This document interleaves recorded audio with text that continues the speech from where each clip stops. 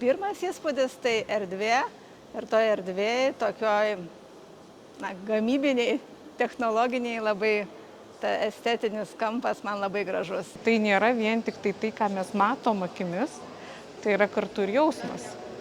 Kaip mes jaučiamės, kokie vaizdai išnyra pas mus iš atminties, ar iš ateities kartais galbūt iš sapnų.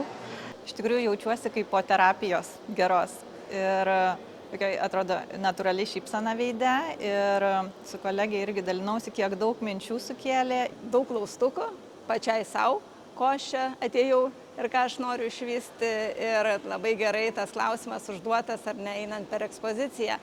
Mes turėjom audio takelį, kuris labai nuostabiai lydėjo mus iš lėto per parodos kažkokius objektus ir pasiūlė būdus, kaip juos pasinerti. Tai yra labai gražu. Aha, ir beje, šitame takelėje, kas yra gražu, kad visą laiką mes buvom grąžinami į save.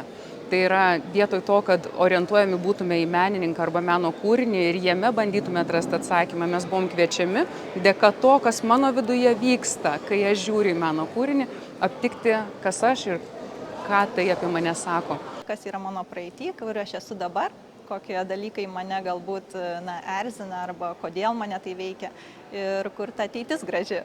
Tai iš tikrųjų ir tas vedimas, ir patys užrašai prie paveikslų, jie tokį labai gerą kompleksą sukuria. Ši paroda man unikali labiausiai tuo, kad ji kviečia žmogų tapti gyvesniu. Atgaivina, gyvybę įpučia tam, kas čia dalyvauja.